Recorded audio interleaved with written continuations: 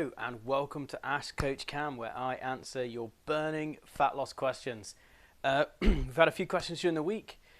I've decided I'm going to come up to the board, kind of amalgamate some of the questions and see if I can't come up with an answer that kind of helps out everybody. And this week I've decided to kind of talk about, because I talk about it a lot, and that is the idea of creating a calorie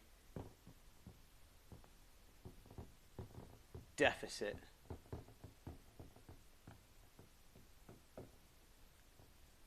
What does this mean? Well, the word commonly gets misunderstood when we talk about economics. The difference between deficit and debt. Debt is the total debt. Deficit is the amount you're going into debt over time.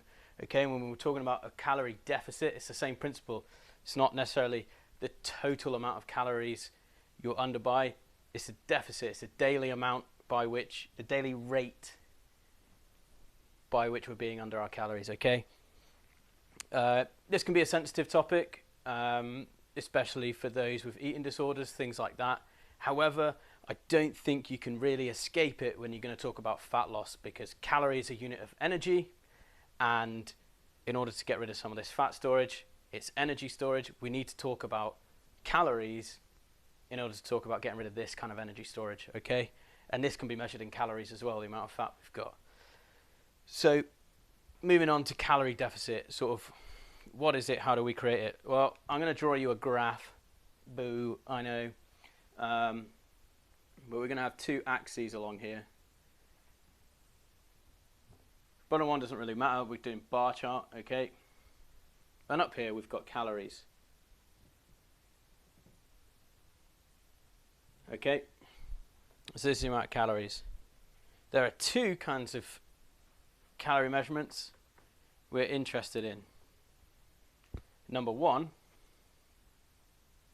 is calories in. Okay.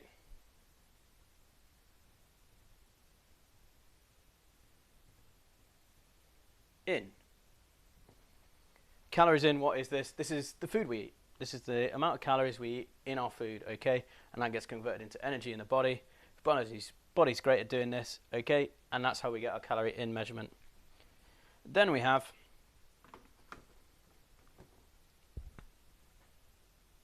prizes for guesses, of course. Calories out. Okay, calories in, calories out.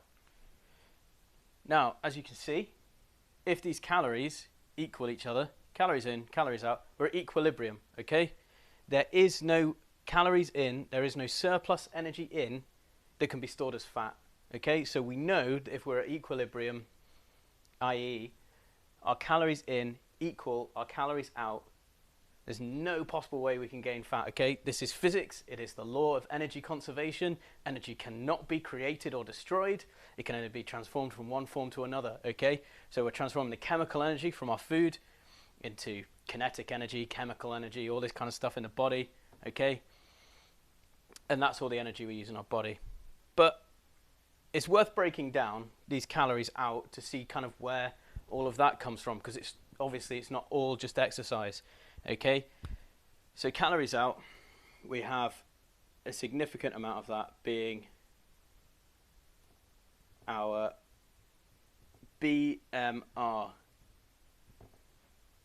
basal metabolic rate. And this is the amount of energy you use just being at rest with your body digesting things, all that kind of stuff. Just maintain itself, your heart beating, breathing, okay? That all that functionality, all of that requires energy. So you've got a base level of energy that you need to run your body, okay?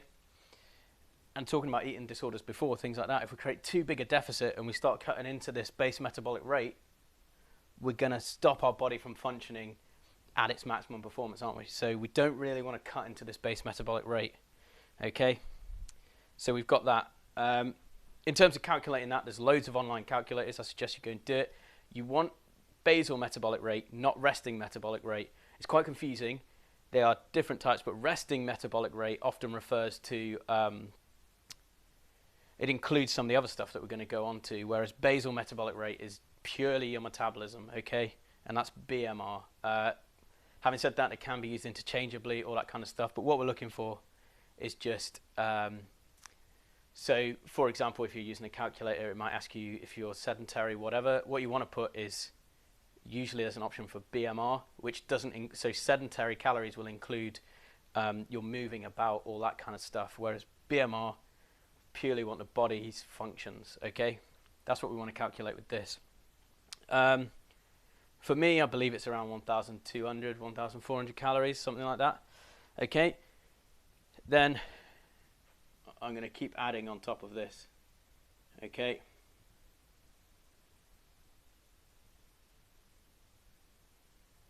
Then we have what we call NEAT.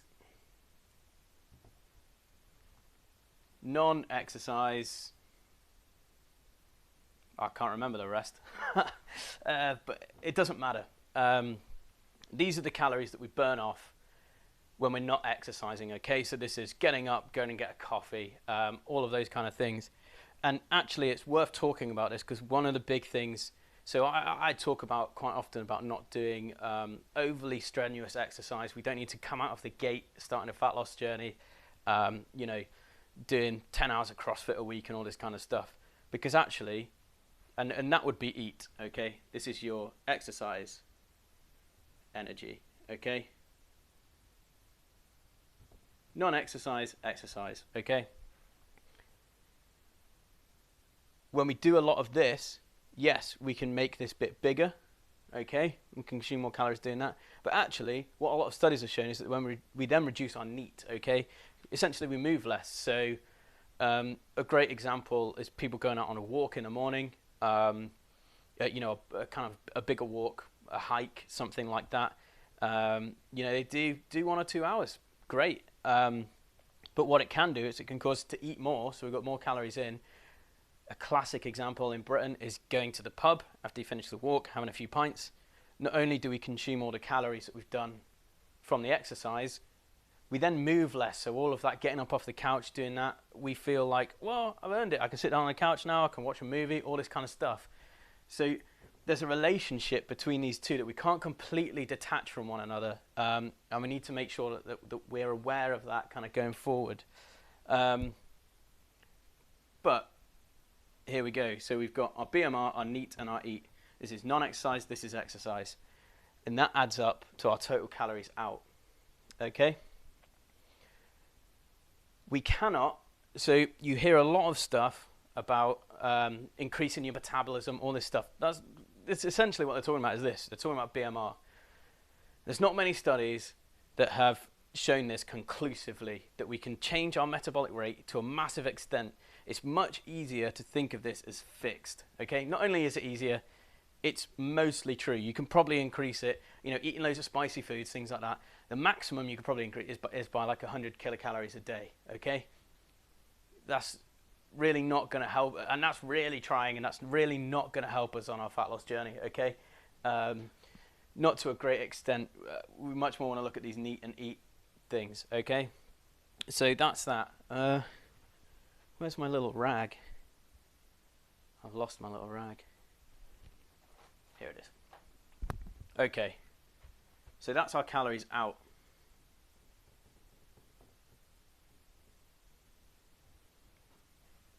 Calories in, calories out, okay? We know from what we've just discussed here and the laws of energy conservation that if we do this,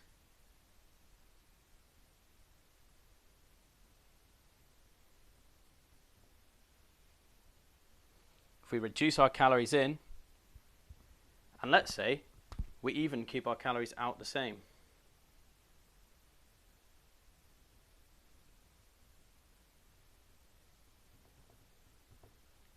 this right here, this difference here, that's our energy deficit, okay? So if this reduction is 400 kilocalories, we're in a 400 kilocalorie deficit. That means every single day we are using 400 kilocalories, so calories out, more than we're consuming in, okay? You will lose fat if you do this. As I've already stated, it's physics. You cannot escape physics. You will lose fat. Forget all this keto stuff. Forget everything else. If your calories in are less than your calories out, you will lose fat. It's that simple. I could stop talking here, okay? I'm half tempted to do that, but I won't do that, okay? This is our calorie deficit. My recommendation is an absolute max deficit, okay? It's worth bringing this up now. Max, absolutely underline it, is 500. Okay? We start to go below that. If we go loads below that, we're going into those eating disorders we talked about earlier. We talked about reducing our basal metabolic rate, okay? So while it's not that easy to increase, if we start consuming much less calories than we're used to, we're just slowing down our metabolic rate, we're slowing down our body. You're not going to be able to go through, you're not going to have the energy to go through the day, okay? That's why that. Also, you've got other factors coming in, okay? I'm not going to talk about them today, but I am going to throw these words out there anyway. You've got things like the starvation response, where our body, you've got metabolic adaptation as well, which is kind of in the same sort of vein, essentially where our body's adapting to a lower calorie intake, again, by slowing our metabolic rate, okay? And doing all it. Basically, if you're not getting the energy required to do the minimum functions of your body just starts to slow down, okay? And that has long-lasting effects of fat loss as well. It can actually, if we're talking really long-term, the signals that sends to your brain, okay, the starvation response, is that when you do get food, we want to put it on as fat because we want to store it, okay? So 500 kilocalorie, absolute maximum, and that is at performance, okay? At performance. And before we talk about how we create this, okay, and before we go into that, there's another way. You don't even have to diet, okay? You can eat the exact same as you were. So this is somebody who's maintaining weight, okay? If you're gaining weight, your calories in is going to be higher than your calories out, and over time you're going to gain weight because your body has got nothing to do with that excess energy that you've eaten. So what does it do? It stores some of it, okay? Some of it we expel, okay? I'll leave you to guess where, okay? Some of it we expel, but some of it we store, okay? And that's kind of obvious if we've already gone through what happens the other way, okay? So obviously, if you're in a calorie surplus, okay, you're eating more in than your body's using, and you're gaining weight, you are still probably going to have to bring your calories down. But calories in, let's assume we're talking about someone who's maintaining weight here, okay? Calories in can stay the same, and what we can do is we can increase our calories out. Okay? And again, we have an energy deficit. Okay? But what I usually recommend, and what I do myself in my personal life, is I do a little bit of both.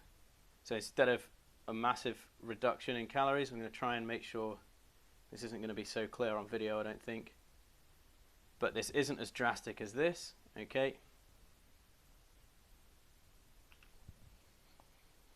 And this increase in calories isn't going to be as drastic as that. It's going to be up here.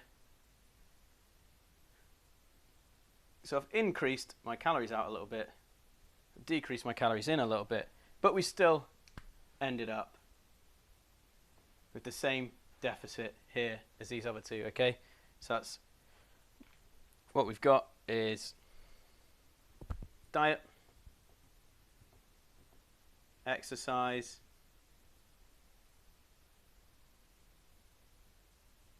okay, and both, combo, okay? We can reduce our calories in, increase our exercise, both, mixture of both. At this point, it might feel like I'm getting you to suck eggs, but there's so much misinformation out there that, number one, I don't even have time to go through it all, okay? And you know, I kind of knock on keto a lot, things like this. But I really want to emphasize how simple this can be, okay? Because what some people do when they do both as well is what it can look like when they come to this side, okay? What I typically experience when I've talked to people who go on a diet, they create a New Year's resolution. All right, the New Year's coming up, not that far away anymore. Okay, so we got calories. This is what a lot of people do. Okay, they go, I'm going to diet, and I'm really going to reduce my calories. It's going to go really low.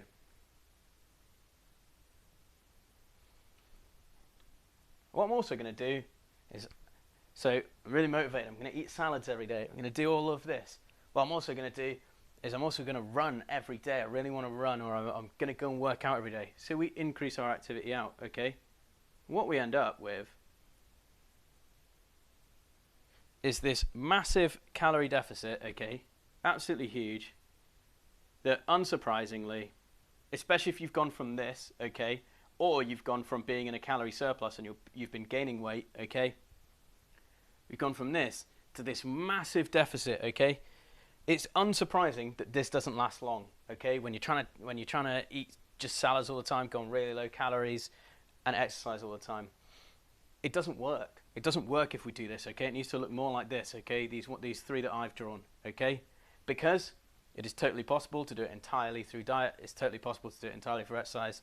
I recommend a combination of both, just because it's good to get out and move in. It's good to move our bodies, okay? This is the calorie deficit, okay? And we don't want this. Let's get a big red X on this. Sack that off for a laugh, okay? And this is why we fail. This is why most people fail, okay? They get a bout of motivation and they're like, I need to do something about my life. I need to get out there. You know, going to go jogging, I'm going to go walking, I'm going to take up all these new activities, and I'm going to eat barely anything, okay? Doesn't last. Strava is always the one I quote, where, again, New Year's resolutions, okay? And they have Quitters Day, okay? And this is where 80% of people give up on their fitness goals. They only track fitness on Strava. 80% of people are given up by 19 days in, okay? And it's because they're doing this. They're not doing something sustainable, that is long-lasting over a longer period of time, okay? Enough of this, okay? I'm assuming we've all got this, okay? Our calories out, more than our calories in. We're in a calorie deficit. And we will lose fat because energy cannot be created or destroyed, okay? I'm repeating all of that for a reason. It's worth that sinking in. Because that figure I quoted earlier, 500 kilocalories, what does that look like, okay? So if we've got diet over one side,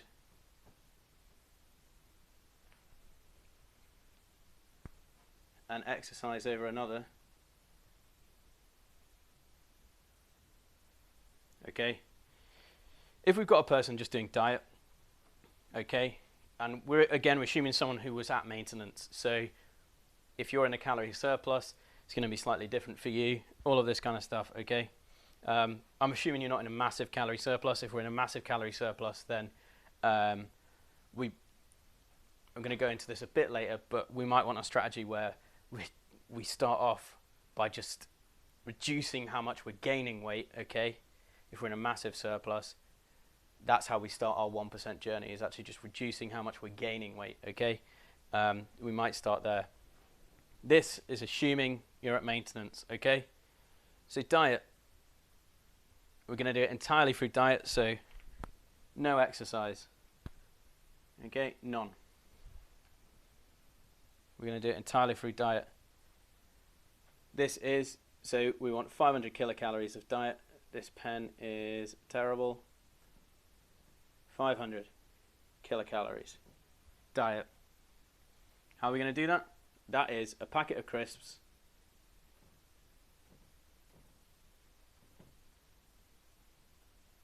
Okay, this is the equivalent of, and a caramel latte.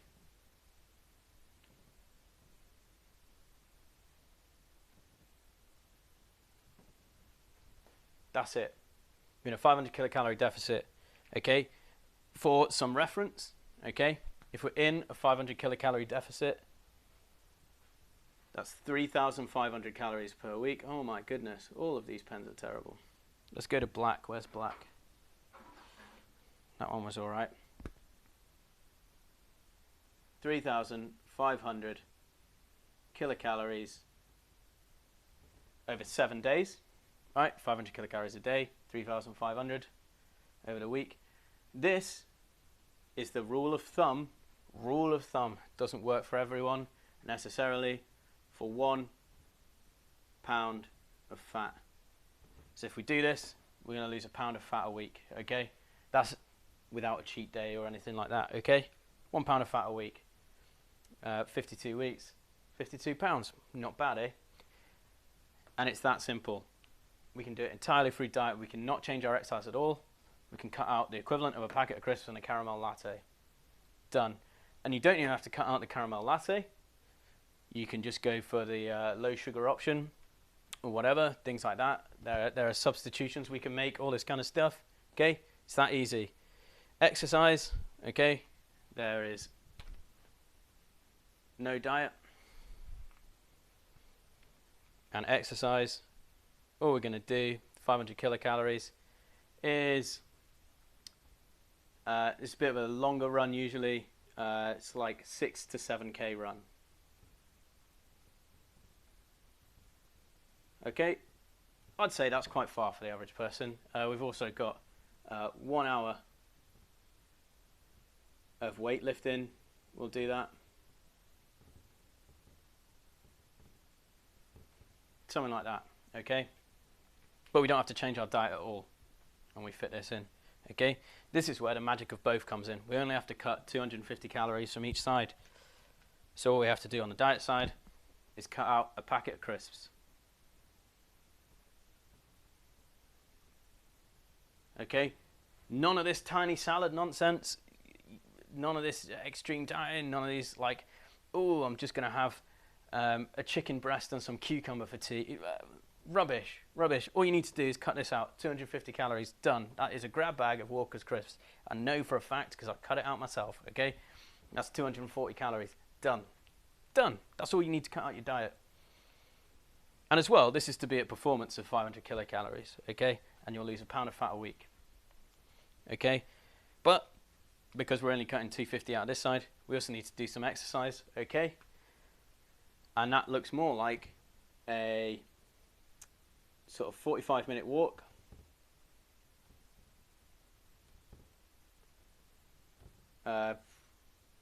Probably only 30 minutes of tennis.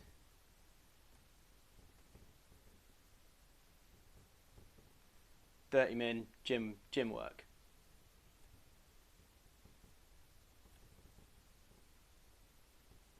Okay, that is much more manageable. A 45-minute walk is manageable. You stick on a podcast, and you can go out and do that, okay?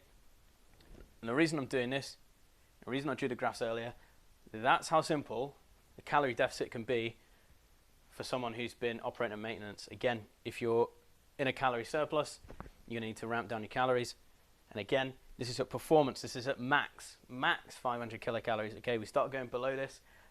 I should say as well, it changes depending on person to person. As you get older, your metabolism slows down, so your base metabolic rate will change. All this kind of stuff. So our calorie intake would change, and this kind of scales with age. All right, so we can actually reduce that calorie reduction with age. Okay, this is how simple it is. It really is this simple, okay? And that's all we need to focus on.